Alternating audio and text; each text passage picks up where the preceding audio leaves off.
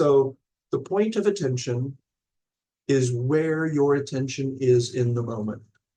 Now, I have been implying that the point of attention is deliberate, that it is voluntary, that you have placed your mind there as opposed to it arriving by accident. Just kind of landed here, just ended up looking over at this thing, and that's my attention's over there. That's how attention is for most people. It's a garden hose with the water rushing out of it, and nobody's holding it. And the worst thing is it's not an infinite reservoir of water. So the water in that water hose that they're just wasting all over the place, it has a finite supply, which is even worse. And that's kind of what we talked about. That's another way of me explaining that some of the things that we do in our life debilitates the spirit. In Chinese medicine, we might say that it is using or exhausting our pre-heaven essence. We'll talk about that some other day, though.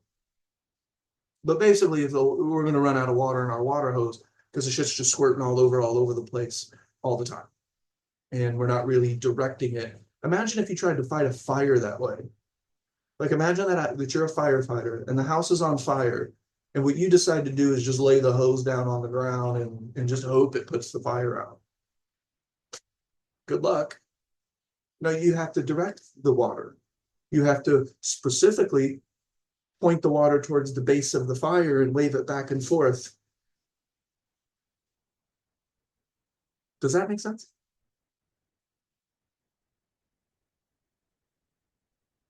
And the mind is reacting to distraction after distraction after distraction. And well, if you're not even attempting to place your attention, then it's not really a distraction because you're not being distracted necessarily. When we want to do a practice, then there are things that come in that kind of distract us. But if your mind is just a leaf at the mercy of the wind, it's just you're in full automation,